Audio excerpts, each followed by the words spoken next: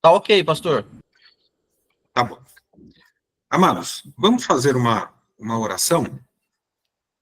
Nosso Deus e nosso Pai Celestial, nós estamos na Tua presença, louvamos e exaltamos ao Teu nome. E agradecemos, ó Deus, pela vida eterna. Agradecemos por esse grupo que está reunido nesta hora para essa aula introdutória.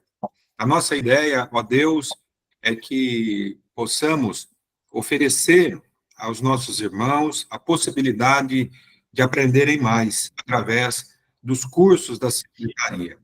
E pedimos, ó Deus, que o Espírito Santo do Senhor nos ajude e nos capacite nessa aula e, ao mesmo tempo, podemos chamar de uma reunião informativa, porque passaremos informações sobre o curso.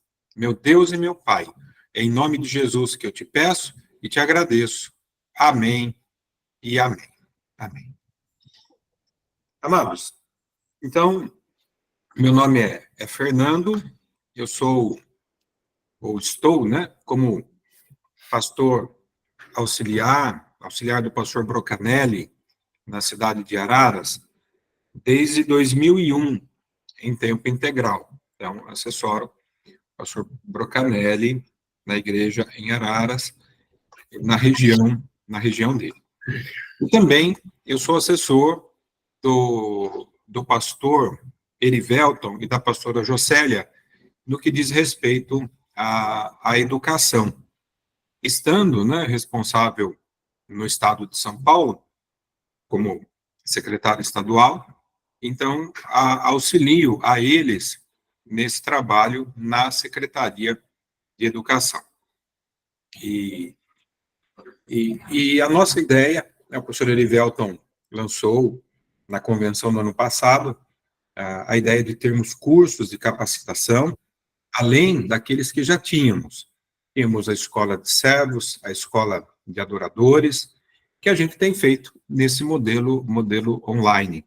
A aula ao vivo, depois a gente grava a aula, como esta está sendo gravada, e depois a pessoa tem a oportunidade de assistir, se ela não pode, né, assistir ao vivo. A gente vai explicando isso durante esse período, né, que aqui nós estivemos.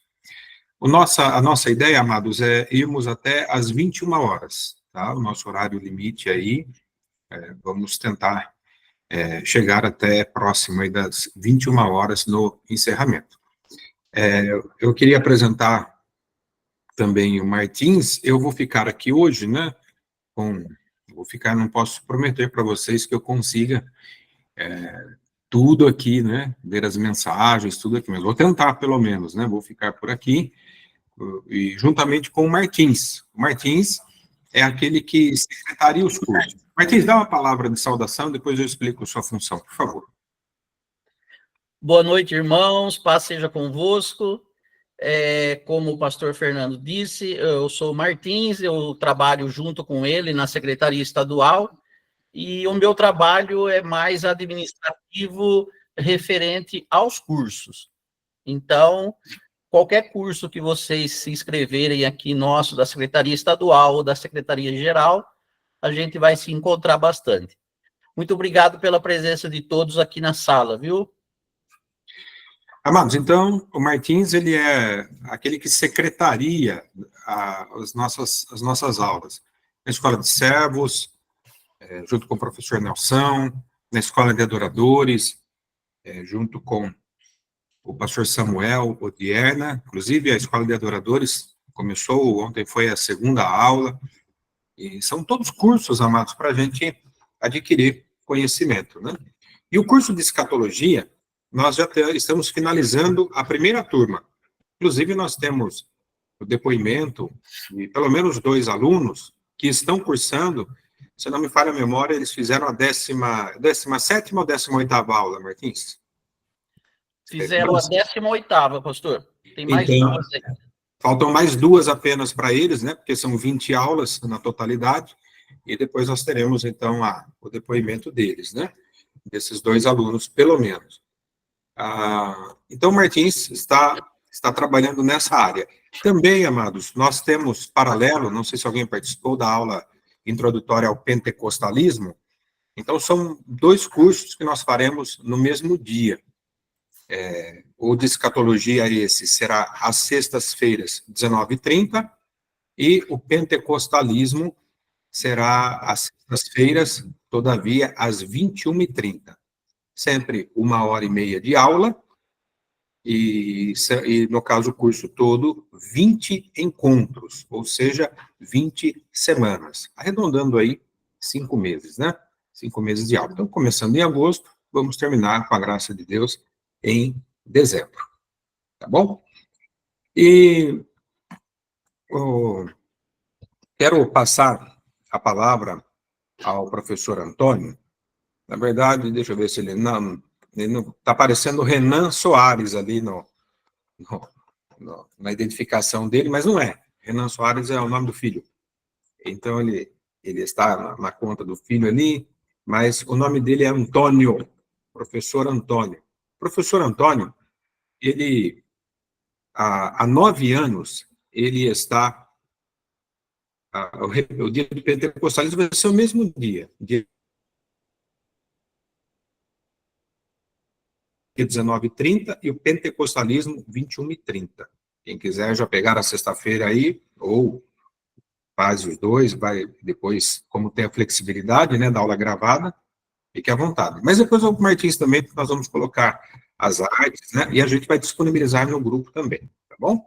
No grupo de WhatsApp. Se alguém não estiver no grupo de WhatsApp, depois o Martins vai colocar aí o link para quem quiser entrar no grupo do WhatsApp. Amados, o professor Antônio, então, há 9 anos, o pastor Brocanelli sempre foi envolvido, ele e a professora Santina, né, sempre preocupado com o ensino da palavra, né, com o nosso aprendizado. E, então, ele nasceu no coração dele de ter um professor que pudesse dar aula para os pastores na cidade de Araras, na igreja em Araras. E aí o professor Antônio foi indicado, e ele, então, há 9 anos, está conosco. Sou aluno dele durante todo esse tempo, esses 9 anos, e através das aulas, né, e também o desejo, né, de compartilhar, de criar a possibilidade de mais pessoas adquirirem conhecimento. Então, chegamos nessa parceria de fazermos, né, as aulas online. Alguém diria assim: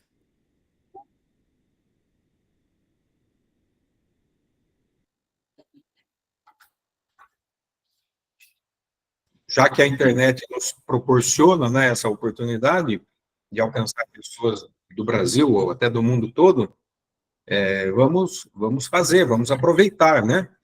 Alguns, poucos, têm o privilégio de poderem fazer presencial. Eu quero crer, amado, que os mais jovens não têm nenhum problema com isso, para eles online é o melhor, mas eu penso que aqueles que estão lá entre 50 anos, um pouquinho mais, um pouquinho menos, penso eu que a maioria prefere o presencial. Mas, como eu disse, né, não dá para fazer com todo mundo presencial. E pela internet a gente consegue nesse modelo, e dando, então, essa flexibilidade. Por quê? As aulas são de sexta, ao vivo. Eu não posso participar. Você pode assistir outro dia da semana, até chegar a outra aula. E assim por diante, né? Ela fica gravada e disponibilizada. Bom, o professor Antônio, então, está conosco há 9 anos. Amado, só o fato, né, de ele estar conosco, o pastor Brocanelli é bastante exigente, vocês sabem disso, né?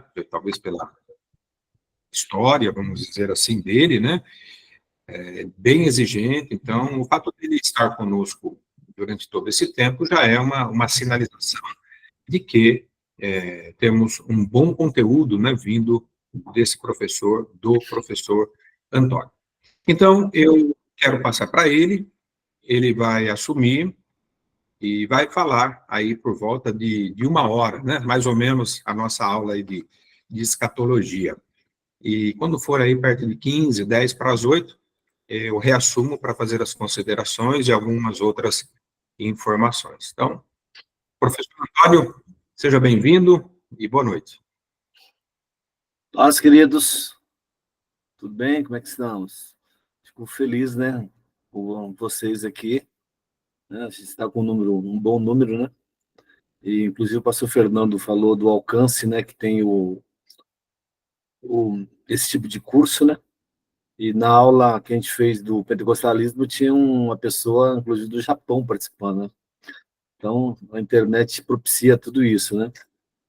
E a ideia é essa, a gente vai tentar... A gente escolhemos um tópico, né, para estar demonstrando para vocês, que é o tópico sobre arrebatamento, né, que a gente vai...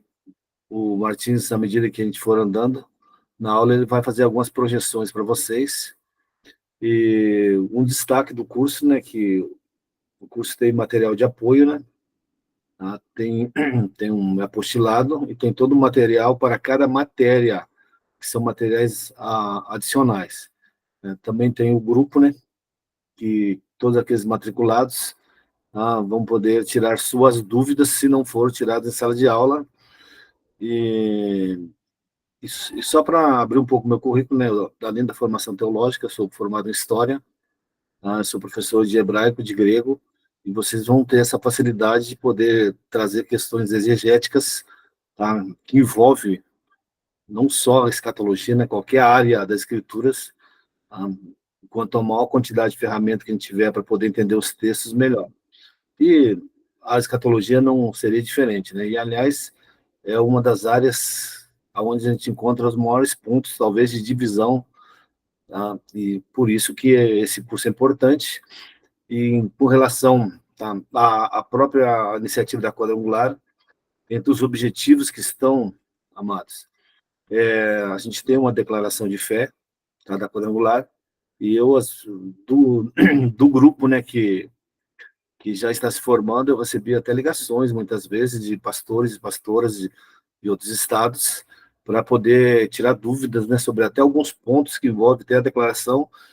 E, com relação à questão da escatologia, a declaração de fé da Quadrangular, ela é muito clara sobre o posicionamento dela em relação a isso. É uma igreja dispensacionalista pré-tribulacionista, tá? E a visão que vai ser apresentada de forma mais detalhada, logicamente, que será essa, que é para fundamentar cada vez mais a identidade quadrangular em cada um dos alunos, seja pastores, pastoras, tá? Ou simplesmente, né, obreiros ou obreiras da igreja. Mas, logicamente, que durante o curso nós vamos interagir com todas as outras visões escatológicas e vamos tentar demonstrar aspectos positivos, né, e aspectos discordantes, ok? E, basicamente, nós escolhemos o arrebatamento para falar com vocês, porque eu acho que dentro dessa uma hora dá para a gente trazer algumas questões que às vezes pode ficar um pouco nebulosa na mente, né, na mentalidade das pessoas, porque hoje está muito em pauta a escatologia no Brasil. Dá para entender, cara, o país saindo da pandemia, né, surgiu muitas situações, tá? Tem guerras aí, qualquer guerra que surge, as pessoas já começam a comentar, vão para a igreja, falam, é sinal da vinda de Jesus, coisa e tal, né? Tá? E é natural isso aí. Mas a gente tem que compreender que, no geral, a gente tem uma membresia, o meio pentecostal tem uma membresia leiga conceitualmente dentro da teologia sistemática, e a escatologia ela está dentro da teologia sistemática. E, Martinho, você pode colocar a primeira projeção? E uma questãozinha que eu quero começar a demonstrar para vocês, é um discurso que ocorre muitas vezes em relação aos pré-tribulacionistas, uma acusação em que se alega que é um sistema novo, né? Que ele teria surgido há 150 anos, com John Darby, e esse teria sido o início em que nunca na história da igreja alguém defendeu um arrebatamento antes do início da grande tribulação, ou como alguns gostam de chamar, arrebatamento secreto, né? Termo esse do qual eu não uso, tá? E e acho que é um termo que não tem precisão técnica para ser usado. E vocês vão poder ver, à medida que a gente for andar aqui, você pode ler no alto dessa primeira projeção, que eu uso a palavra arrebatamento iminente.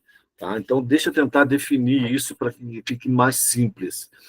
Por que usar iminente e não secreto? Primeiro, porque o arrebatamento nas Escrituras, tá, é um ato que irá acontecer e pode ocorrer em qualquer momento. Tá? Desde que da ascensão de Jesus, a igreja sempre teve a expectativa que Jesus poderia voltar a qualquer momento para buscar a sua igreja. Tá? E o conceito de secreto não se encaixa, não se ajusta. Por quê? Porque o arrebatamento ele é tratado na Escritura como um mistério, tá? Como um mistério que foi revelado, tá? Dentro do Novo Testamento. E você vai poder observar nas cartas, principalmente, as evidências que vão surgindo. Então, a palavra iminente, ela se ajusta de forma mais adequada, porque a igreja sempre, historicamente, viveu a expectativa de que Jesus poderia voltar a qualquer momento. Tá? Inclusive, muitas vezes a gente encontra nas redes sociais uma frase que diz assim: nunca esteve tão perto a volta de Jesus. Isso é uma frase que não tem precisão na realidade, porque a volta de Jesus ela está tão próxima hoje como teve na igreja primitiva. Tá? Por quê? Porque um dos entendimentos de iminência é que arrebatamento da igreja não tem sinal. Tá? Não existe sinal para arrebatamento. Tá? E as pessoas querem associar isso, principalmente quando você olha o Mateus 24, e querem entender guerras, rumores de guerras, epidemias e tudo isso como sinal da volta de Jesus. Primeiro, a gente precisa colocar Mateus 24 dentro do seu contexto. Mateus 24 não fala da igreja, Mateus 24 fala para Israel, tá? Está lidando especificamente com Israel. Tá? Então, aqueles textos são sinais para as pessoas que estiverem na grande tribulação. Então, a ideia de iminência não carrega, tá, o sentido de sinal. Tá? E aí tem esse grande teólogo, né, esse personalista, né, americano, o Walvoord, tá? Tem muitas obras dele publicadas em português. Se você, por exemplo, entrar no site da Chamada Meia-Noite, você vai encontrar obras de escatologia. Tá? E ele destaca aqui, nesse texto que a gente colocou, tá, que a iminência, na verdade, ela é uma característica, tá? Ela é uma característica do arrebatamento pré-tribulacionista. Então, deixa eu pontuar para vocês assim. Não existe nenhum modelo de sistema escatológico sistematizado nos primórdios da igreja primitiva. Quando eu falo assim, do ano 100 ao ano 500, tá? Não existe sistemas de escatologia sistematizado. Por quê? Porque isso não foi preocupação da igreja primitiva. Tá? Então, quando alguém te confrontar e te falar que arrebatamento, tá, pré-tribulacionista é um sistema novo, tá, a sua resposta tem que seguir na seguinte linha. Ele é um sistema que é novo no sentido de ter sido sistematizado, tá, por John Darby em 1840, ok? Mas quando você olha, e o curso vai fazer isso, a gente vai passar por todos os períodos, uma coisa que você consegue encontrar dentro da igreja primitiva, quando a gente fala de arrebatamento, é a doutrina da iminência, tá? E aí tem uma questão em que, às vezes, as pessoas não querem levar a sério, que o arrebatamento iminente, o conceito que ele pode ocorrer a qualquer momento, ele só se ajusta dentro do pré-tribulacionismo.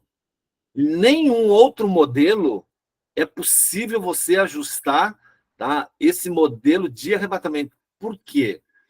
Porque se você pegar um sistema em relação a arrebatamento, se ele for pós-tribulacionista, o arrebatamento só ocorre no fim da grande tribulação.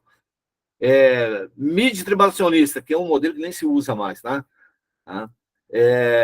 De tão poucas pessoas que defendem isso. Não se ajusta. Por que não se ajusta? Porque para esses modelos teológicos, o arrebatamento só pode ocorrer dentro do período da grande tribulação. Então, antes de começar a grande tribulação, Jesus não pode voltar. Tá? Então, o modelo de eminência, que é um modelo mais sacramentado dentro da patrística, tá? Ele só se ajusta no modelo pré.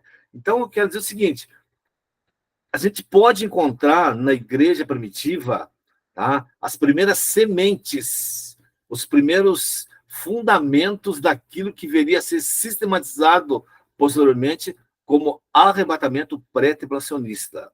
Tá?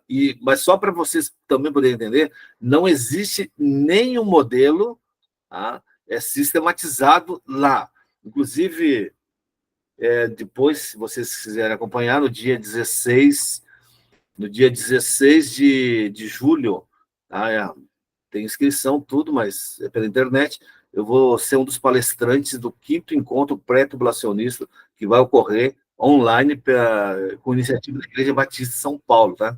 E o ponto, na verdade, que eu vou estar falando é sobre a escatologia da igreja primitiva.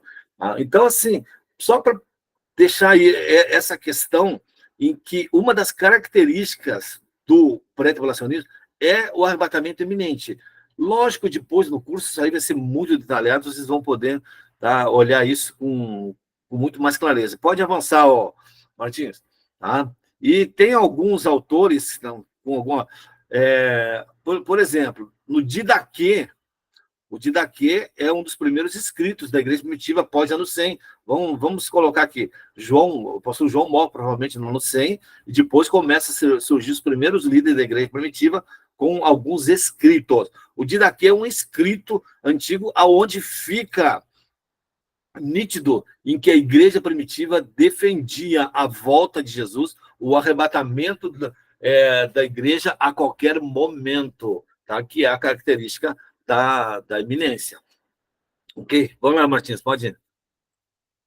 E aqui é um teólogo do século XIX, tá? Um historiador do cristianismo, ok? Ele destaca a cristandade nos seus primórdios, né? Tá? E dá algumas características do comportamento da igreja, né? Que eles estavam nessa expectativa, de fato, né? Ó, aqui na parte final, ó, eles incluem uma crença do rápido retorno de Cristo em seu glorioso reino na Terra. E ele, inclusive, consegue mapear isso e percebe, na verdade, que era uma característica muito marcante da escatologia da igreja primitiva. Pode avançar esse, ó, Martins. E ele, inclusive, faz uma declaração, né, tá, logo em seguida. Tá? Primeiro no tempo veio a fé na proximidade do segundo advento de Cristo e no estabelecimento do seu reino de glória na terra. Ó, na verdade, parece tão cedo que pode ser questionado se não deve ser considerado como uma parte essencial da religião cristã. Ele basicamente está dizendo o seguinte, que o conceito de arrebatamento iminente, tá, pode ser, inclusive, confundido e entendido como ortodoxia da igreja primitiva.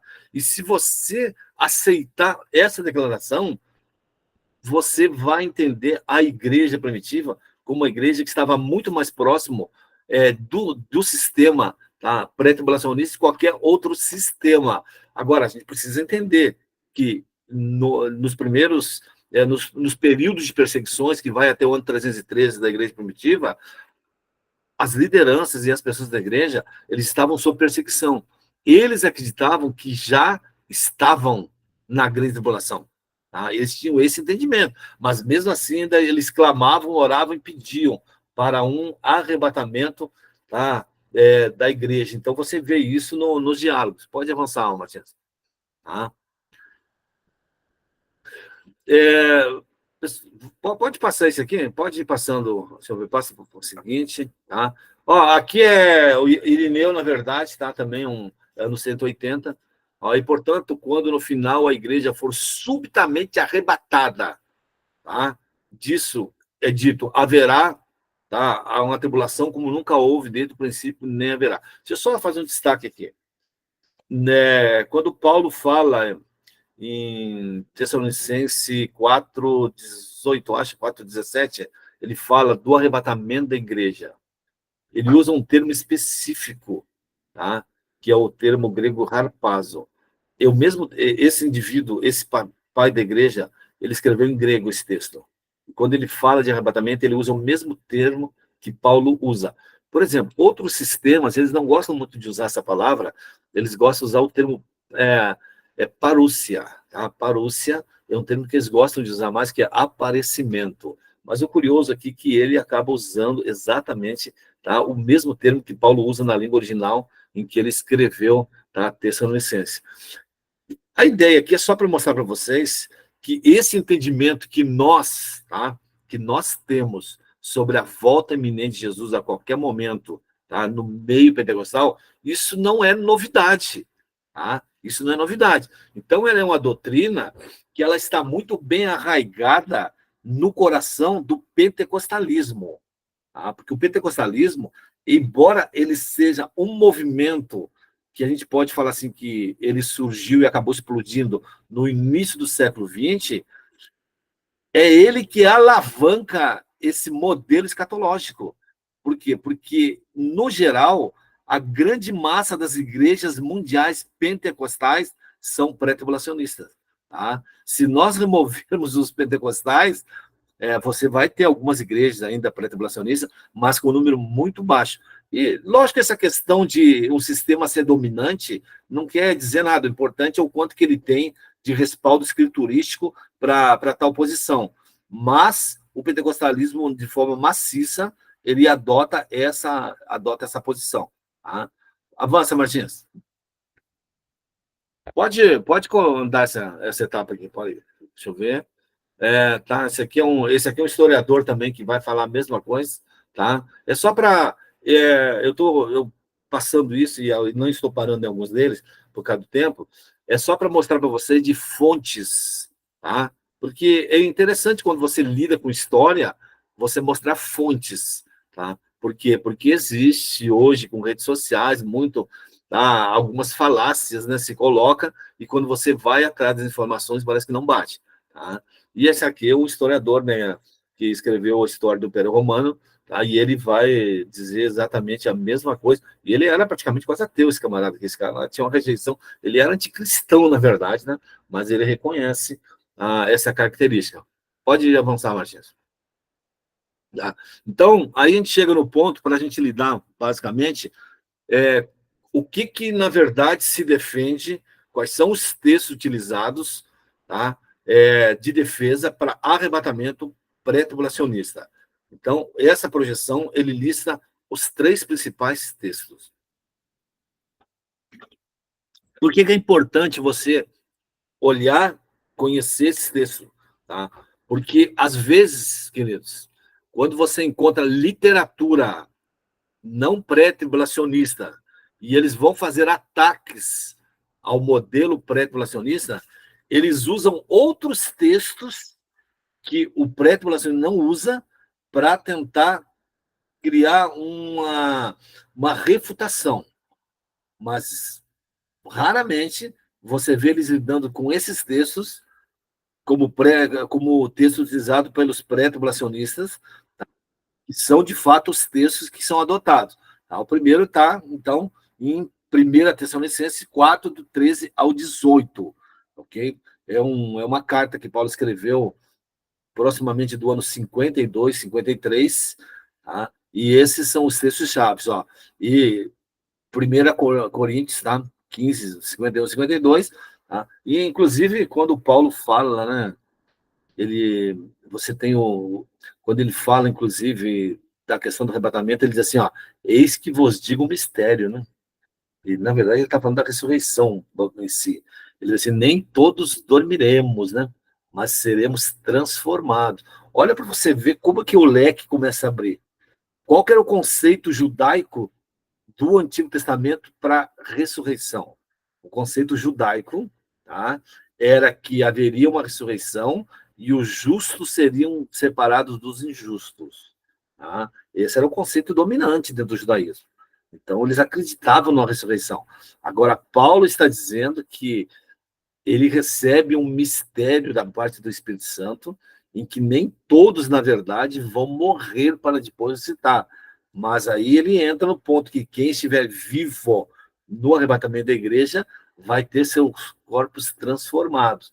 E aí tem o texto fala assim, ó, no momento, num abrir e fechar de olhos, tá? Eu só quero fazer um destaque para vocês, tá? Depois a gente vai correr os textos aqui, que quando ele usa a palavra momento, que é assim que é traduzido para a língua portuguesa, ele está traduzindo a palavra átomo, tá? Então, ele está falando que o arrebatamento, ele é algo que vai acontecer em velocidade. Ele está dizendo assim, é um momento indivisível do tempo. Às vezes a gente romanceia muito, né, a ideia do arrebatamento e fica imaginando que as pessoas vão olhar, vão perceber. Pessoal, esse texto fala de velocidade, tá? O próprio piscar de olhos, segundo especialista, diz que leva 6 décimos de segundo. Tá? Então, assim, as pessoas só vão perceber as que forem arrebatadas quando já estiverem nos ares com os corpos transformados. Tá? E é isso que esse texto está falando. E é interessante que o texto fala assim, que Jesus vem e ele arrebata a igreja para encontrar com ele nos ares. Agora, para pensar. Vamos pegar um outro modelo?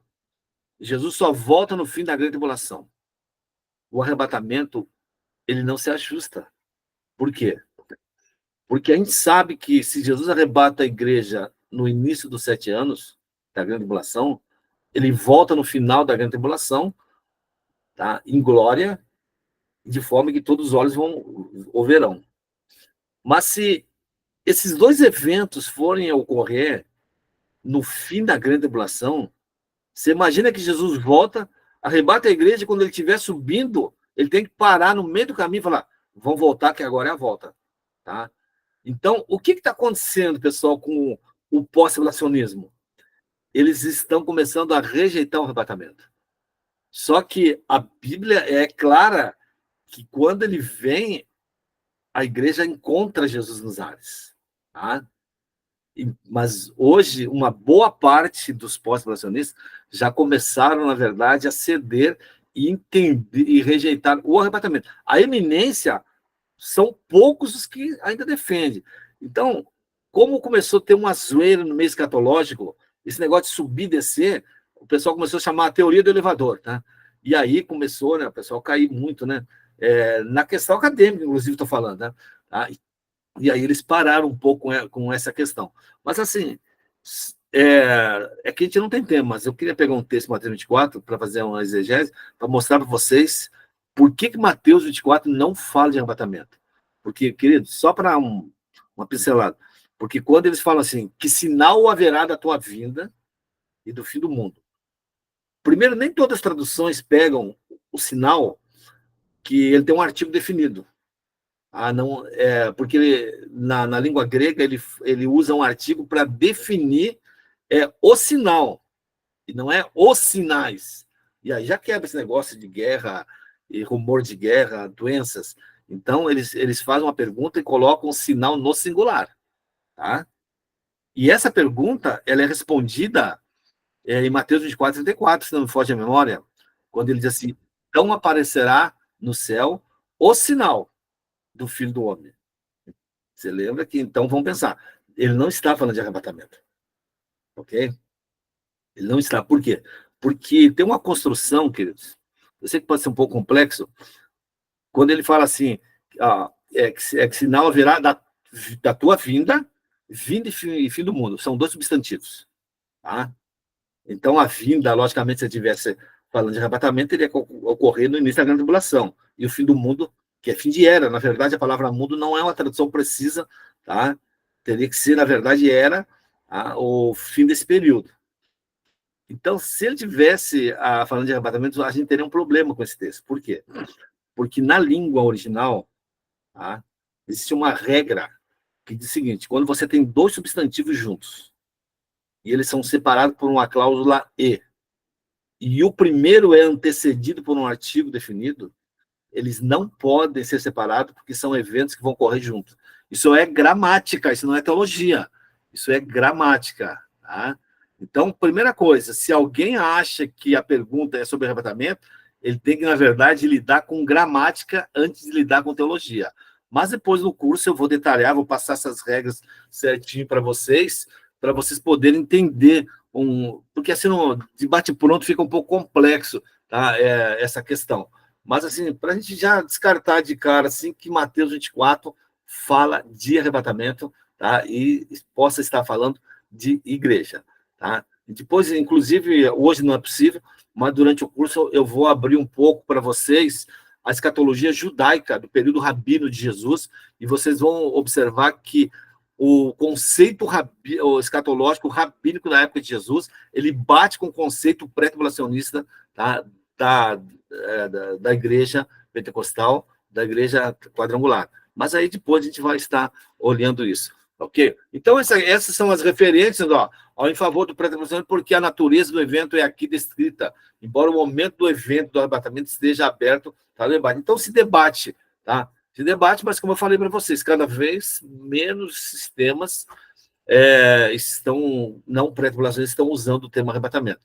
Agora, deixa eu falar para você, eu fiz um comentário aqui no início, falando que o sistema midi-tribulacionista, aqueles que ainda entendem que o arrebatamento ocorre no meio da tribulação, que ele está desaparecendo. Tá? Por quê? Porque hoje, nos Estados Unidos, surgiu um modelo que chama pré-ira. Tá? No Brasil, eu acho que você até encontra alguma coisa, mas não tem muita coisa. E o que é o modelo pré-ira? O modelo pré-ira, ele defende que o arrebatamento acontece quando a tribulação estiver em 70%. Então, não é no meio. Quando tiver em 70%, que ocorreria esse arrebatamento. Então, o modelo que chama pré-ira, e aí a gente vai poder abrir um pouco esse leque aí mais à frente. Pode andar, Martins. Tá? E aí, tem, várias observações estão em ordem aqui. O termo parúcia, tá? E é a forma de você pronunciar, porque quando você tem um ditongo numa palavra grega, tá? Ele tem som de U. Tanto que algumas traduções, eles trazem o U e eles removem o O para ficar parúcia. E o S, na língua grega, quando ele está entre vogais, ele tem som de 2 S. Então, a pronúncia correta seria parúcia, tá? E a palavra parúcia, basicamente, quer dizer aparecer, presença, tá?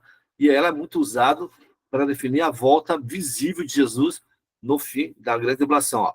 No versículo 15, indica que o retorno de Cristo, tá? E a gente está vendo aqui Tessalonicenses, tá?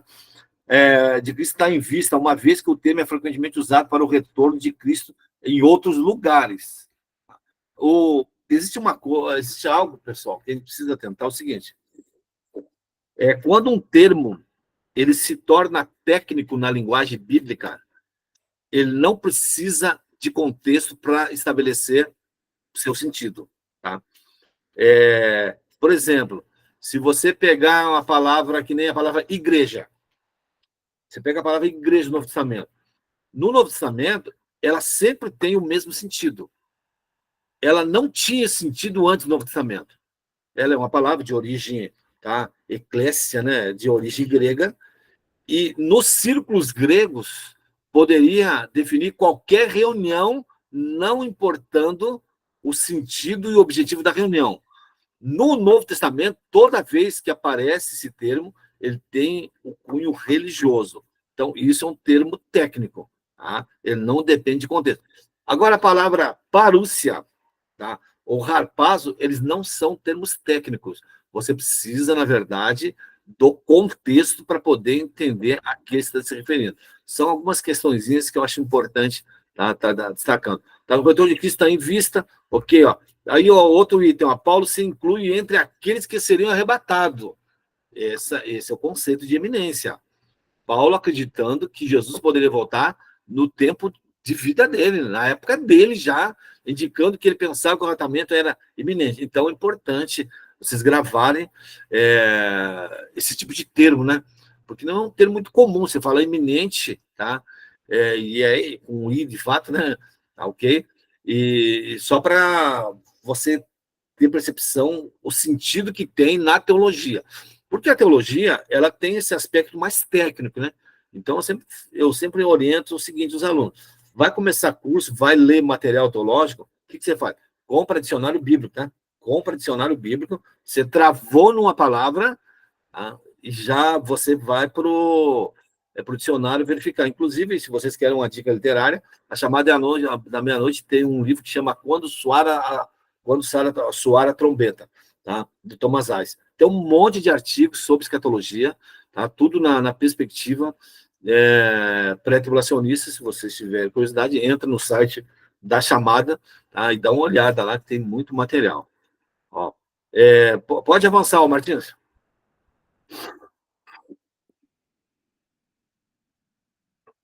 E andando aqui ainda nessa referência, haverá uma ordem, a voz do arcanjo e o toque da trombeta de Deus, tá? Nesse evento, tornando provável que esse seja um evento público. Ok? Então, só observação. Essa passagem não descreve a ressurreição geral de todas as pessoas, ou mesmo de todos os santos, somente os mortos em Cristo serão ressuscitados. Nesse momento, seguido pelos crentes que estiverem vivos no momento do arrebatamento. Deixa eu só dar uma pincelada aqui, uma questãozinha. Queridos, a gente acredita, tá, que todos aqueles que fazem parte do corpo da igreja, que são salvos, no ato do arrebatamento, eles vão ter o seu corpo transformado, corpo glorificado. E aqueles que morreram em Cristo, é isso que o texto diz, eles vão sair dos túmulos e vão receber corpo glorificado e vão encontrar nos ares os que estavam vivos com o corpo glorificado. E existe um debate, tá? Existe um debate no meio do pré-tribulacionismo se os mortos do Antigo Testamento vão sair da sepultura também, ok? Nós, pentecostais, entendemos de forma maciça que todos os santos do Antigo Testamento vão sair também, tá? Davi, Abraão, todos. E por que eu estou destacando isso? Porque tem algumas alas do pré-tribulacionismo que é melhor a gente definir como dispensacionalismo, tá? Mais na linha americana, mas no Brasil já tem, em que eles acreditam que as pessoas do Antigo Testamento não vão estar nesse momento, que as pessoas só vão citar no fim da grande tribulação, no início do milênio, lá em Apocalipse 20, versículo 4 e 5, tá? Porque lá fala também de uma ressurreição. E eu preciso observar isso, porque o texto, na verdade, lá em Apocalipse 20, versículo 4 e 5, que é o início do milênio, fim da grande tribulação, ele fala que naquele grupo só vão citar os mártires da grande tribulação, tá? Só as pessoas que foram martirizadas. E é só um destaque, mas isso aí a gente vai poder abrir esse leque de forma detalhada depois, para a gente entender sobre as ressurreições, tá? E lógico, o linguajar pode parecer um pouco técnico para vocês, mas eu quero que vocês saibam que é isso que vocês vão ter no curso, tá? Mas vocês vão poder questionar, perguntar, né? Que hoje a quantidade de pessoas já só no final, talvez o pastor Fernando vai abrir um pouco, tá? Essa passagem não descreve a ressurreição geral, então a gente falou sobre essa questão e sobre o arrebatamento. Tá? Lembrando, queridos, que no ato, então, do arrebatamento, a igreja recebe esse corpo de glória. Tá? Importante só destacar sobre o corpo de glória aqui, quando diz assim, quando isso que é mortal se revestir de imortalidade, quando isso que é corruptível se revestir de material que não se corrompe, não apodrece, cumprir a palavra tragada foi a morte da vitória. Esse é o corpo que você vai passar a eternidade. Tá? Então, é no ato, tá, do arrebatamento. Ok? Deixa eu ver. Pode avançar, Martins. Então, aqui ele cita aqui o termo, né, grego, né, harpazo, né, tá? Do qual deriva a palavra arrebatamento. Inclusive, a Vulgata Latina, quando traduziu esse texto, né, ele usou a palavra que acabou dando origem, né, o termo também em inglês, né, de rapto. Ele usou a palavra rapture, na verdade, né, da onde vem rapto, da língua inglesa, né, e veio assim também em português. Tá? Então, sai exatamente isso. Se você pegar um dicionário, harpazo, tá? Lembrando que o H na língua grega, ele tem o mesmo som do H no inglês, som de R, tá? Que nem em casa, house, né? Então, é harpazo. Se você pegar num léxico, num dicionário, fazer uma busca em algum site, né, de língua grega, você vai ver que o termo quer dizer assim, tomado à força, retirado, tá? Então, ele tem um sentido forte, na verdade.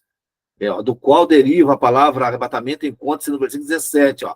O verbo aparece 14 vezes no Novo Testamento e tem 2 significados básicos. Ó, tá? E aqui tem um pouco dos sentidos, na verdade, para essas palavras. Então, é importante o contexto, se entender essa questão. Queridos, eu pincelei já sobre a igreja primitiva, mas deixa eu falar com você. Nunca não houve períodos durante a história da igreja que pelo menos alguém não defendesse esse tipo de arrebatamento, tá? Você tem um monte de fontes, você tem na Idade Média, tá? Você tem na época dos puritanos, antes da sistematização pelo Darby, você já tem várias pessoas fazendo esse tipo de defesa. Isso não é novidade. Isso, arrebatamento pré-tribulacionista só é novidade para quem não conhece da matéria, ou se não a pessoa estiver mal intencionada. Tá? Então, esse é só algum sentido. Então, é importante você olhar para contexto. Tá? Porque uma coisinha, queridos, a gente tem uma coisa que chama, às vezes, falácia genética, tá? E aí a gente tem que tomar cuidado. Por exemplo, se você pegar um texto, uma palavra que é antiga, tá? E às vezes você não olhar se ela se desenvolveu e a forma que você usa hoje, às vezes não quer dizer que é a forma que era usada antigamente, tá? Ela pode... língua é uma coisa viva. Então, quando você pega, por exemplo... vou dar um exemplo para vocês. A palavra hipócrita, tá? A origem da palavra hipócrita está no teatro grego, hipocrisis. Tá? O que era um hipocrisia? Era um ator de teatro. Depois, com o passar do tempo, eles começou a ganhar sentido mais popular, que é do indivíduo, tá? Que representa aquilo que ele não é. E aí ganhou o conceito de hipócrita. Tá? Então, ela vai evoluindo, mas a origem, hipócrita era um ator de teatro grego. Então, a gente precisa estar olhando isso aí certinho para saber se o termo não sofreu modificações ou sofreu modificações, para a gente poder, às vezes, colocar peso, tá, em cima dela. Por exemplo, eu sempre falo, às vezes, isso aí, você pega a palavra cosmético, por exemplo, tá, o uso que a gente tem hoje é totalmente diferente da etimologia da palavra, porque cosmético, na etimologia da palavra, é uma palavra grega, quer dizer consertar um caos, mas não tem mais sentido hoje na atualidade. Tá? Então, a gente só observa, então, que é uma palavra que ganhou outros sentidos. Ok?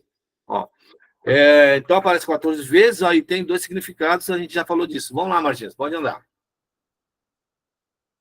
Tá? Deixa eu ver a primeira observação aqui, então. Aí a gente já cai em Coríntios aqui, tá? A primeira observação aqui é que Paulo se refere a esse ensino específico como um mistério, tá? João 16:13, Jesus fala assim, tem muitas coisas que eu preciso falar para vocês, mas eu não vou falar porque vocês não vão conseguir entender agora. Mas o Consolador, o Espírito que eu vou enviar, esse vai vos ensinar. Tá? Então, quando você pega, às vezes, os apóstolos escrevendo e falando do termo mistério, são coisas que o Espírito Santo abriu para eles. Por exemplo, a igreja é descrita nas cartas de Paulo como um mistério. E que sentido a igreja é um mistério? Porque não é possível você encontrar a igreja no Antigo Testamento. Você não tinha indicação nenhuma no Antigo Testamento que ia surgir, tá? Um modelo onde gentios e judeus poderiam estar no mesmo corpo de forma igual. Tá? E aí, lógico, para você entender todo esse dobramento, como é que surge a igreja, Daniel 9, do 24 ao 27. 70 semanas de Daniel, que vai ser alvo de aulas, né? Mais de uma aula durante o curso. Tá? O que são as 70 semanas de Daniel? Lá tem, a partir do versículo 24, tá? Até o 27, tem toda a descrição. Quando Jesus é morto, e aí abre uma lacuna, e aí Deus para de lidar com os judeus como nação e volta-se para os gentios. E essa lacuna já vai há 2000 anos. Essa é a ideia de mistério. Então, quando ele fala assim que a igreja é um mistério, não é possível você olhar para um texto do Antigo Testamento e falar, a igreja aqui. Não. Você pode até trabalhar com analogia por causa de pregação. Então, a gente tem que ficar atento com essas questões. Por que eu estou dizendo isso? Porque, queridos, se criou uma teoria que chama teoria da substituição. O que diz essa teoria? Fala que Israel, que a igreja substituiu Israel. Aí você pega um pós-tribulacionista, por exemplo, e vai ler com ele Daniel 9, tá? Sobre 70 semanas. Quando o anjo aparece para Daniel, ele fala assim, ó, isso que eu vou te falar, isso é o que vai acontecer com o teu povo, tá? Tá falando para o judeu. E aí, quando você pega um pós, ele fala assim, não, mas é a igreja. Assim, mas o que está escrito aqui? Não é Israel? É Israel, mas é a igreja, tá? Então, assim, no modelo da teologia da substituição que é utilizada hoje pelas igrejas, Deus não tem mais nada a fazer com Israel, como nação, tá? E lembrando que a grande tribulação, quando você olha para 70 semanas, ela é especificamente os últimos 7 anos que Deus vai lhe dar 70 semanas em Daniel, tá? Então, é uma questão, se você entender adequadamente a 70 semanas, você vê que a 70 semanas não tem nada a ver com a igreja, e não tem nem por que a igreja está. Aliás, tem uma promessa no Novo Testamento em que a Bíblia, em que o texto diz que Jesus é aquele que nos livra da ira vindoura, da ira futura. E o derramamento da ira de Deus são 7 anos de tribulação. Tá? Eu até acho estranho a gente pensar que a igreja vai estar na grande tribulação e aí Jesus vai buscar a noiva para o casamento. Tá? Porque seria uma imagem assim, que o noivo bate na noiva e depois vai casar com ela, né? Porque é o que vai acontecer, derramamento de ira. Tá?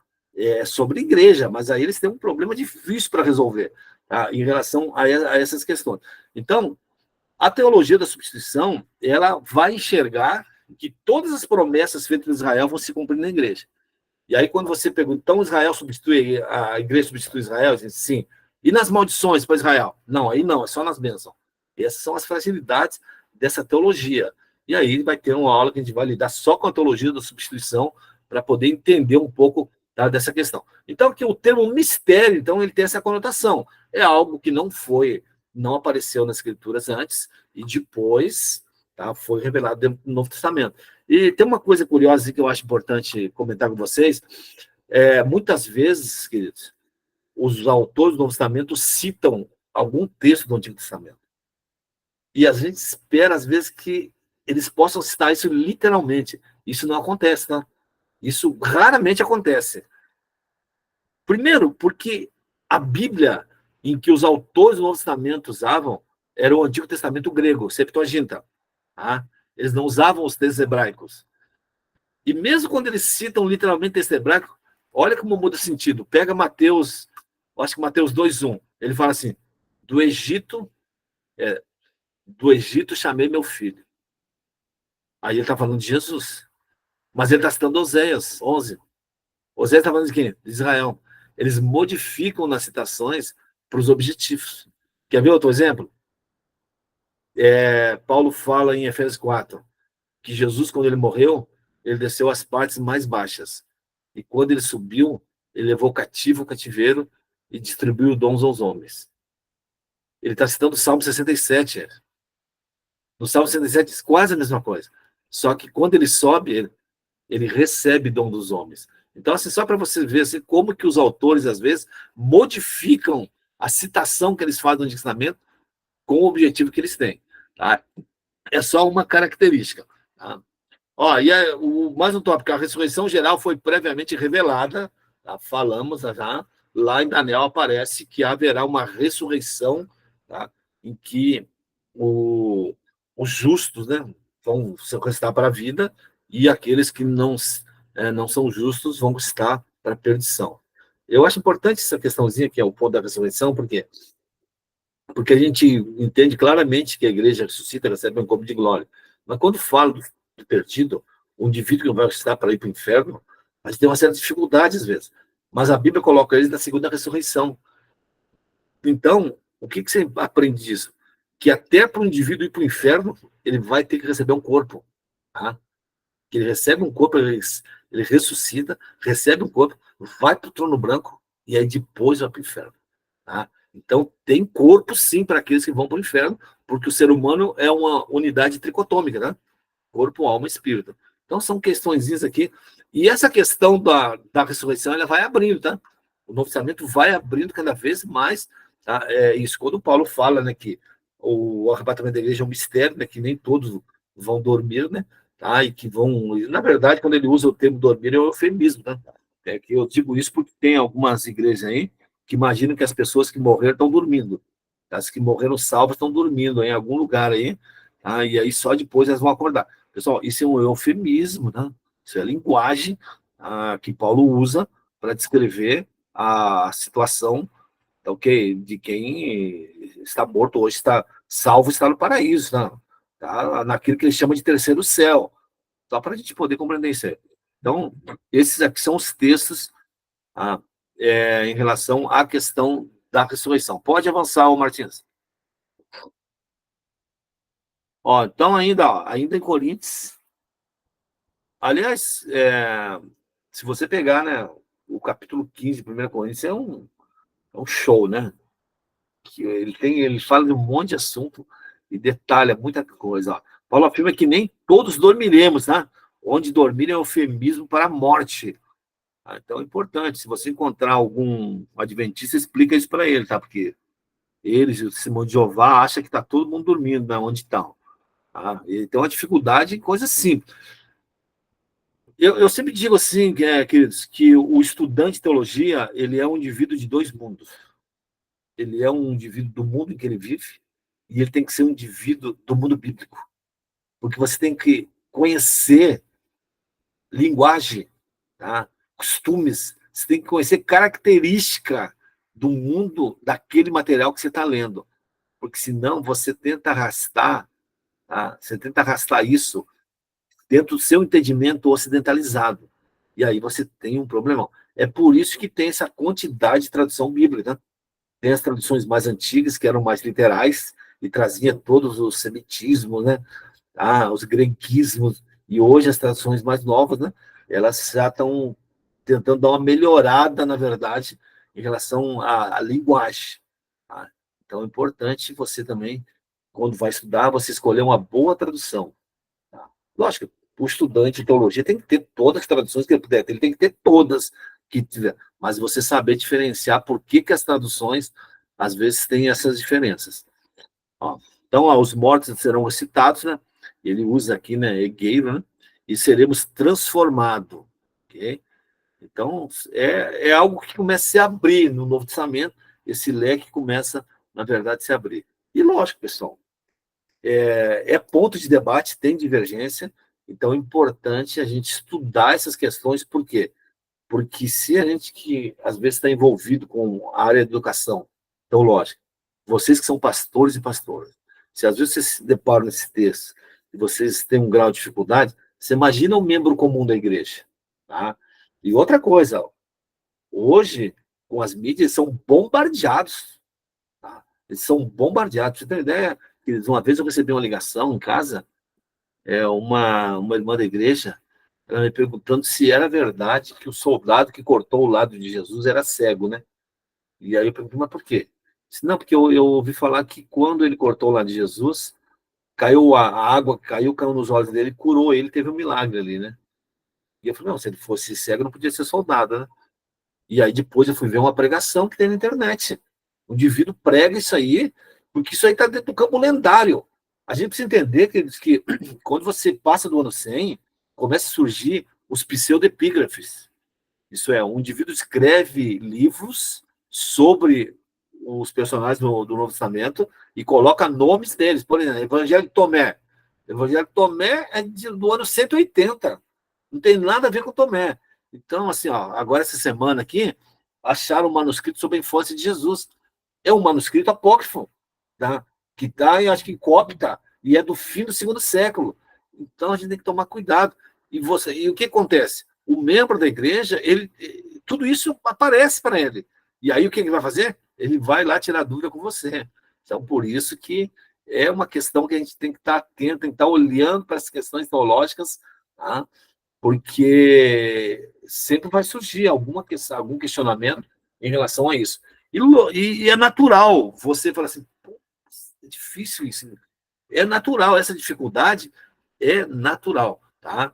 mas o que você vai fazer? É com o tempo que você vai começar a lidar, na verdade, com essas situações, se ambientar com linguagem, e aí você depois vai ter um domínio sobre essas questões aí, ok?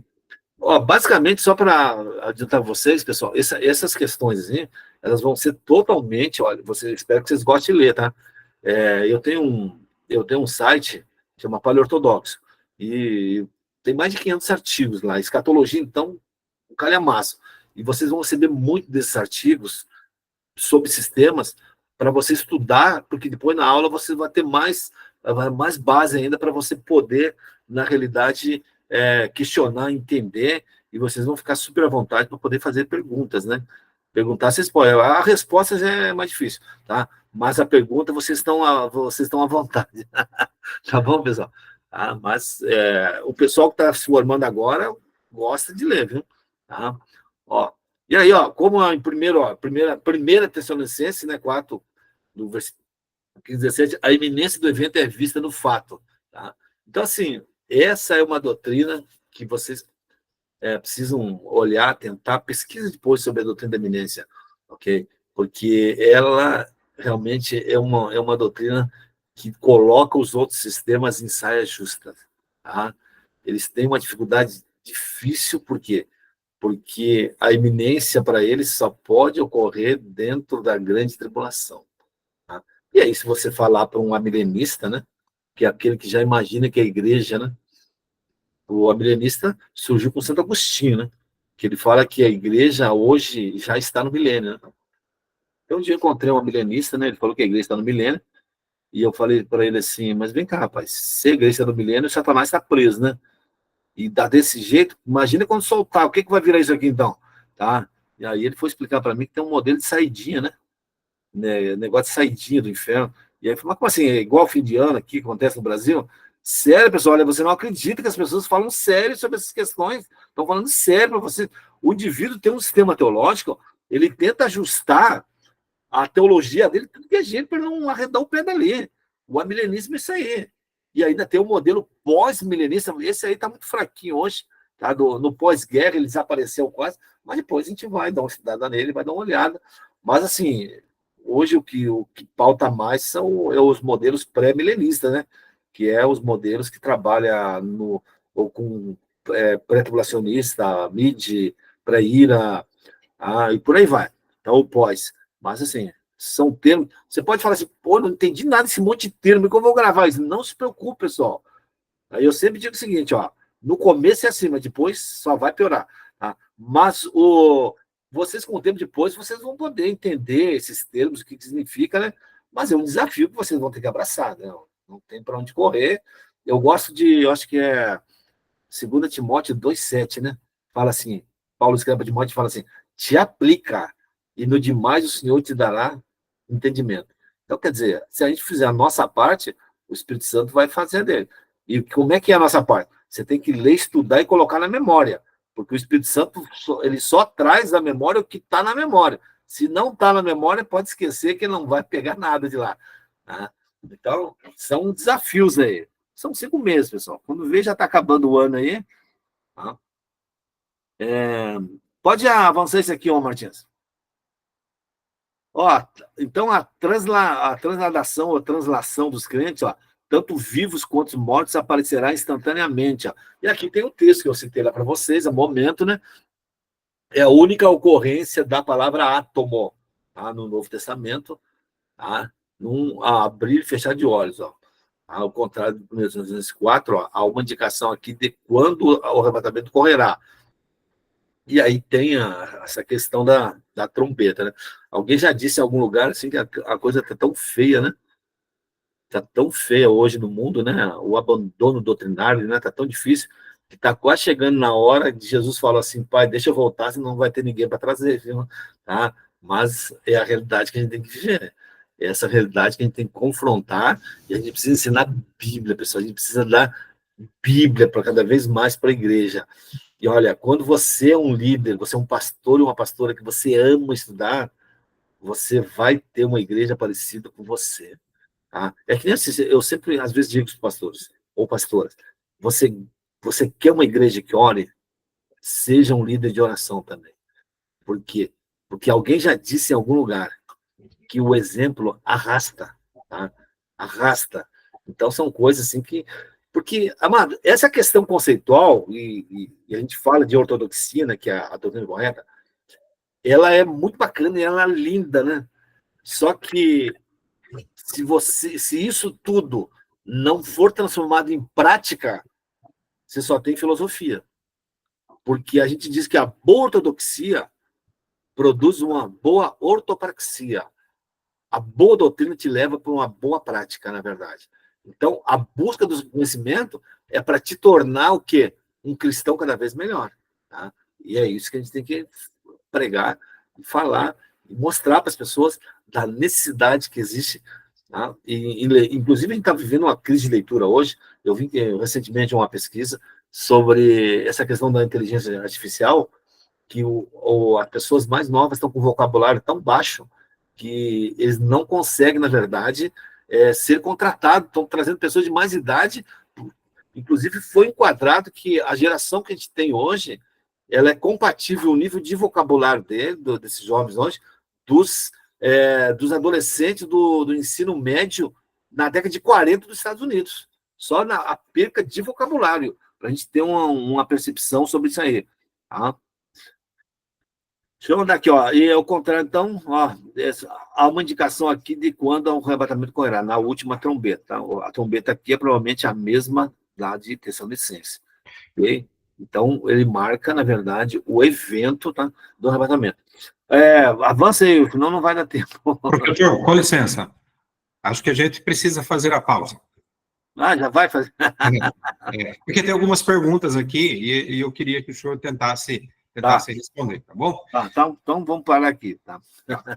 Mas antes da gente ir para as perguntas, eu gostaria de que o Martins colocasse o depoimento dos 2 alunos, os que estão fazendo a turma 1, que estão no curso, né? Vamos ouvir. É rapidinho, amados. A média aí dá 1 minuto cada um. Assim que você conseguir, Martins, já pode colocar. As perguntas feitas aqui, amados, eu anotei e vou passar para ele agora, tá? Dando tempo, ele já responde hoje. Enquanto o Martins vai preparando aí. Amados, também depois se a gente conseguir passar... Então, vamos lá, vamos ouvir. Ouvir e ver.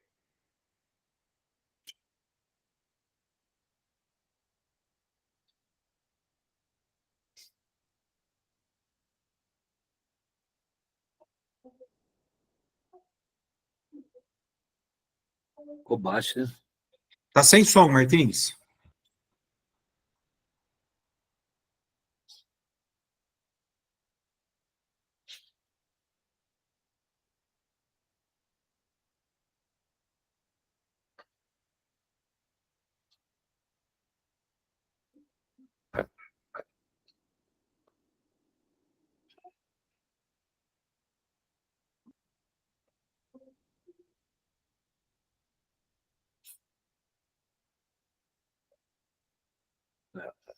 Amados, deixa ele descobrindo aí. Nós vamos tentar... Se a gente não conseguir, amados, passar aí, a gente põe no grupo, tá? Ó, eu postei lá nas mensagens lá, o link para entrar no grupo do Escatologia e também do Pentecostalismo. Quem não entrou e deseja entrar, pode entrar por lá. Tá bom? Eu quero depois também, vou postar lá, a nossa igreja está... Não sei se vocês lembram de um material chamado Fundamentos e agora? Fugiu o nome agora. Eu vou achar aqui. Fundamentos da Teologia Pentecostal. Da nossa igreja, editora Quadrangular, e hoje, por curiosidade, amados, eu estava procurando, eu encontrei acho que era uma loja, estou tentando lembrar aqui, num sebo, o exemplar 2, né, ainda nem é o mais antigo, R$555, né, porque é uma raridade, né, mas a nossa igreja está reimprimindo esse material, Fundamentos da Teologia Pentecostal, ela está reimprimindo e logo será disponível para nós. Vamos tentar, Martins, ver se sai o áudio? Se não sair, depois a gente posta no grupo. Vamos. Olá, pessoal, paz seja convosco. Aqui é o pastor Humberto, titular da Primeira Igreja Quadrangular de Campinas e diretor de Tequila. Eu quero fazer um convite a você que está assistindo essa aula preliminar sobre o curso de escatologia. Eu fiz parte da primeira turma. Faça a inscrição, participe desse curso, porque você será enriquecido de conhecimentos que ajudarão a você a ensinar à igreja e a todas as pessoas as coisas certas a respeito do assunto do final dos tempos. Deus te abençoe, um forte abraço, faça sua inscrição, vale a pena, é top. Martins, assim que o outro vídeo estiver ok, você pode passar. E depois, na sequência, o livro também, Fundamentos da Teologia Pentecostal. Tá ok, pastor. Amados, tá aqui, ó, o nosso pedido para vocês é que, mesmo depois que a gente poste, nós vamos postar a aula gravada, né, para quem não pôde acompanhar, mesmo depois que você receber todas as informações, o nosso pedido é para que você não saia do grupo. Por quê? Porque lá naquele grupo a gente vai colocando informações a respeito da educação na nossa igreja. Tá bom? Então, continue no grupo lá. É um grupo que não vai ter todo mundo falando, é só os administradores que vão postar. Então, fique tranquilo, é só para você receber as informações mesmo. Se tiver ok, pode soltar, Martins.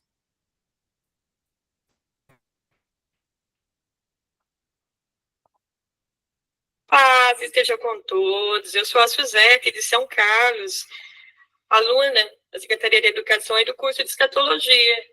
De início, o que fez me matricular nesse curso foi a temática que vem a nós do teu reino.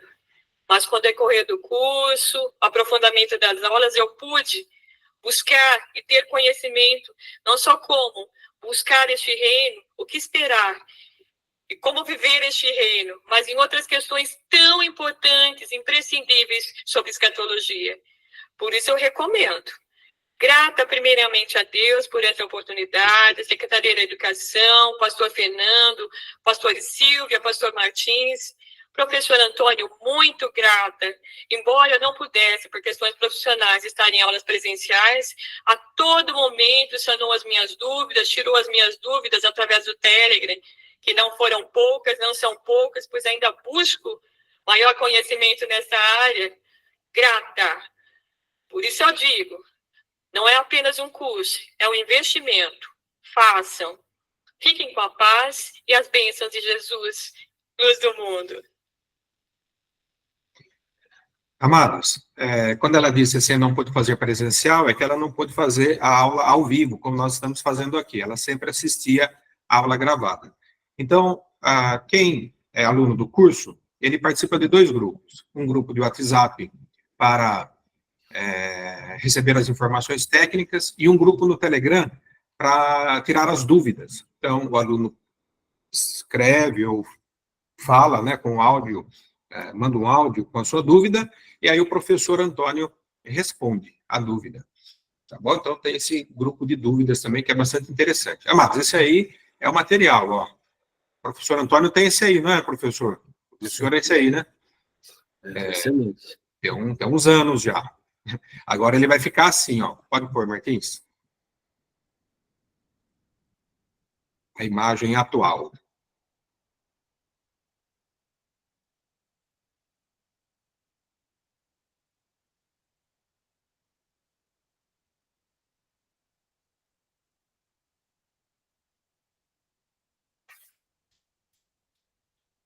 Ele está assim, aquele que o professor Antônio tem, e a outra versão também, que saiu um pouco mais nova, acho que foi no ano 2000, uma coisa assim, eles eram em 2 volumes. Nessa ocasião, ele está em um volume só. Eu creio, amados, que até a nossa convenção, mês que vem, ele já esteja disponível. Então, Fundamentos da Teologia Pentecostal, é claro, ele foi revisado, né, atualizado, e ele vem também com um guia de estudos. Mas fica tranquilo que não vai ser aqueles 555, não. Ele devia ter feito o print aqui para mandar para vocês, né? Mas só a título de curiosidade. É porque ele virou como se diz, virou relíquia, né? Bom, amados, vamos lá para as perguntas, professor. Vamos ver. Amados, vamos lá, então. E as dores de parto? Estava lá. Esse aí é só para vocês saberem, né, que é um guia de estudos, mas ele virá junto com o outro livro, tá bom? É isso aí. Obrigado, Martins. Professor, quando o senhor estava falando lá que Mateus 24 não é para a igreja, e aí surgiu a pergunta, e as dores de parto? As dores de parto são após o arrebatamento da igreja, tá? O que é que vai ser gerado no parto? Não é o arrebatamento. É o fim da era em que estamos vivendo e o início da era milenal. O que vai gerar é o milênio, que vai nascer das dores de parto. Tá. Jesus está voltando no fim da grande tribulação com a igreja, e aí vai, na verdade, gerar a era milenal. A hora que vocês tiverem, eu apresentar para vocês a questão das dores de parto na escatologia judaica e a expectativa deles da era do Messias, isso aí vai ficar muito nítido. É bom destacar isso porque existem algumas vertentes aí que as pessoas querem entender que as dores de parto vai gerar o arrebatamento, tá? Mas as dores de parto já estão em andamento em Mateus 24. Ok. Vamos lá. A IEQ é pré-milenista, dispensacionalista, pré-tribulacionista? É isso que a Igreja Quadrangular é? Pré-milenista, Isso, dispensacionalista. é o que eu sempre falo assim, o pentecostalismo, né, e no caso a Quadrangular, que é uma igreja pentecostal clássica, né, ela é pré-milenista, pré-tribulacionista. E a gente fala que é dispensacionalista. É que eu explico no curso que os pentecostais no Brasil não são tão consistentes com alguns aspectos do dispensacionalismo. Mas em relação ao arrebatamento, são. Mas isso é uma coisa que a gente vai depois poder trabalhar. Mas sim, essa nomenclatura pode ser usada. Combinado. Ó, o toque da trombeta. Perdão. Ok, ó. O toque da trombeta, só os salvos ouvirão? Pois diz que será público? Parece que a ideia é essa aí, tá? Não fica claro. Tá? Ou pode ser que a trombeta toque, na verdade, em relação à ordem, né? Para começar um evento. Porque a ideia da trombeta é para dar início a um evento. Tá? Mas não é impossível essa interpretação de que os salvos ouvirão, tá? Essa trombeta tocar. Tá. Outra. Se a igreja será arrebatada em um piscar de olhos, a trombeta será tocada após os 1000 anos, quando Jesus vir buscar os que ficaram? Olha, acho que tá ligado à pergunta anterior, né? A gente tem que entender o seguinte: se você olhar no livro de Apocalipse, toda vez que toca a trombeta, ela desencadeia um monte de eventos, tá? Então, não necessariamente vai ser tocaria exatamente essa trombeta, tá? Então, as trombetas, elas tocam para desencadear eventos. Tá. O corpo ressuscitado, quem for arrebatado, será um corpo igual ao do Senhor Jesus? Exatamente. O texto diz que Cristo é a primícia dos que dormem. Isso quer dizer o quê? Que ele é o primeiro na ordem da ressurreição. Depois, porque a ideia ali é da colheita, tá? Aí depois vem a colheita geral, tá? Que seria a igreja, né? Todos os santos, né? Que já estão mortos, né? E aí depois os rabiscos, né? Que a gente usa na colheita geral, que é os mártires da grande tribulação. Mas, sim, Jesus é o modelo de corpo do arrebatamento. Nós teremos um corpo semelhante ao dele. E você pode observar que a continuidade de gênero. Jesus, ele ressuscita em continuidade de gênero. Só para destacar isso, que às vezes as pessoas ficam imaginando que no céu a gente vai ser híbrido, né? Não. Continuidade de gênero. Homem, homem, mulher, mulher. Tá? Então, é uma coisa que a gente vai estudar, vocês vão poder questionar tudo isso, mas você pode ver que ele foi reconhecido como a pessoa que ele era. Ok. O senhor falou híbrido? Tem pessoas que ensinam isso? Isso, tem pessoal que diz que se vai para o céu, você vai ser, não vai ser homem nem mulher, que os anjos são híbridos, né? São seres assexuados, tá? Então é importante, na verdade, entender que nós vamos para a eternidade e no gênero que nós estamos. E só para abrir um pouco aqui, né, pessoal, vai ter memória também, viu? Você vai com memória, né? É importante essas questões, mas a gente vai estudar isso. Tá. Tem uma aqui que foi perguntada, a trombeta vai tocar antes do arrebatamento? Essa aqui o senhor já falou lá em cima. Tá. E uma última. O senhor disse que quem morreu em Cristo está no paraíso. Na segunda vinda, Isso. eles ressuscitarão, dado que estão vivos no paraíso. Na segunda vinda, no caso, no arrebatamento, né? Eles vão. E os que morreram sem Cristo estão onde? Estão Agora. no Lucas 16, tá? Chama de inferno, mas a palavra é Hades, tá? Eles estão, o rico já está em tormento, né? Você vê que ele viu Abraão, né?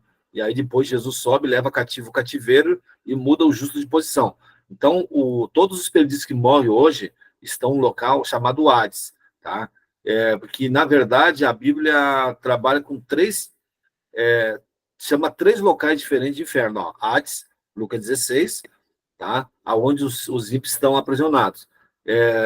Segunda Pedro, acho que é 2,4, fala que os anjos caídos estão aprisionados no inferno. Tártaro, tá? Que é o abismo. E tem o Guiena, né? Que é o lago de fogo e enxofre. Lá não tem ninguém, tá? Depois, o que acontece? Os ímpios vão sair do Hades para ir para o trono branco. Porque a Bíblia diz que o inferno dará seus mortos quando abrir os livros. E aí eles vão ser julgados, e aí depois eles são lançados no lago de fogo e enxofre. Então, assim, a gente tem três locais distintos. É que na nossa tradução, a gente só tem uma palavra para traduzir os três locais. Por isso que dá essa confusão danada. Mas a gente vai fazer uma aula só de inferno também, tá? Tá bom? Bom, tá certo. Bom, as perguntas foram feitas aqui. Queridos, então, só para, talvez surja a pergunta, né? Qual que é o valor do investimento? O valor do investimento é assim, R$180 se você fizer à vista em uma vez, R$200 se você pagar em duas parcelas e R$210 se você pagar em três parcelas. Aí seriam 3,70, né? Aí você diz assim, mas isso por mês? Não, queridos, as 20 aulas. A ideia, né, é proporcionar realmente a oportunidade de aprendizado. Então, vamos pegar o número redondo aqui, né, 200, o número de duas vezes, 20 aulas, R$10 por aula. É muito barato, né? Então, para o nível de conhecimento que nós poderemos, né, adquirir, então, é um investimento, como disse a aluna da turma 1, é um investimento que nós vamos fazer. Então, você vai ter acesso a uma apostila em PDF, por ser tudo online, né? E o grupo no Telegram, para tirar dúvidas. Enfim, é isso aí. Nós vamos postar no grupo, então, todas as informações, tá certo? E nós chegamos, ó, cravado 21 horas. Amados, nós queremos agradecer, viu, a todos vocês. Eu estou vendo aqui que a nossa pastora Terezinha, que esteve na aula de pentecostalismo, está também nessa, de escatologia, né? Secretária estadual também. Vou pedir para ela fazer a oração final, novamente, e agradecer. Qualquer dúvida que vocês tiverem, podem colocar no grupo, que a gente vai responder, tá bom?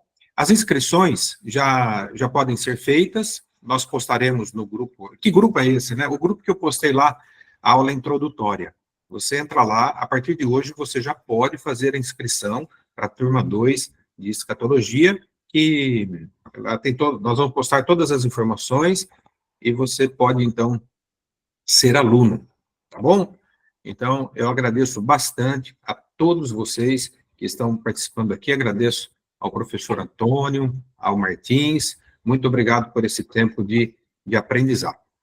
Pastora Terezinha, a senhora pode abrir, Martins, você pode abrir para ela o áudio para ela orar encerrando? Sim, abro agora, pastor. Obrigado.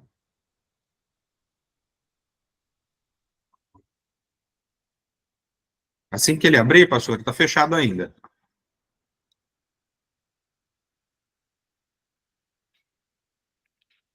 Só habilitar, pastor. Isso, agora a senhora pode abrir. Ok. Isso.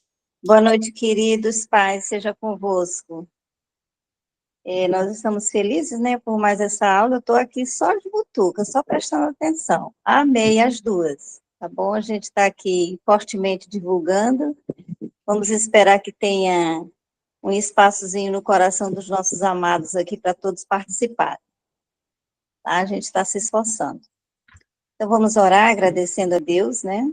Pai querido, nós te louvamos, Deus, por tudo aquilo que tu és, Senhor, por tudo aquilo que o Senhor representa para cada um de nós. Te agradecemos, Deus, de coração, a oportunidade que o Senhor sempre nos proporciona de estarmos sentados aprendendo alguma coisa a respeito do teu reino. Agradecemos pela vida do pastor Fernando, pelo Martins, pelo professor que no momento eu esqueci o nome dele, por tudo aquilo que o Senhor tem falado aos nossos corações através dele, com firmeza e com sabedoria. Te agradecemos pela nossa igreja, pedimos por ela, para que o Senhor sempre esteja abençoando os nossos líderes, abençoa, Deus, o pastor Mário de Oliveira, concedendo a ele sempre sabedoria. Em nome de Jesus te pedimos isso. E pedimos também que haja um abrigo no coração de todas as pessoas ao divulgarmos esse curso, ou os dois cursos, tão importantes para o nosso crescimento, Senhor, já que trabalhamos na educação, para que possamos nos apropriar de coisas boas, novas, para poder transmitir com segurança, Senhor, as informações necessárias. Deus eterno, seja conosco, nos concede uma noite de paz, um sono tranquilo, restaurador, e nos abençoa, segundo tua graça e misericórdia. É o que te pedimos, Deus, e agradecemos em nome de Jesus. Amém. Amém. Amém, amém. Obrigado, então, a todos, a pastora Terezinha. Queridos, e agora o Martins vai abrir o áudio de todo mundo, tá bom? Aí, quem quiser se cumprimentar, falar, fique à vontade. E até a próxima, atento lá no grupo, tá bom? Grande abraço. Só agradecer. Deus abençoe vocês, em nome de Jesus.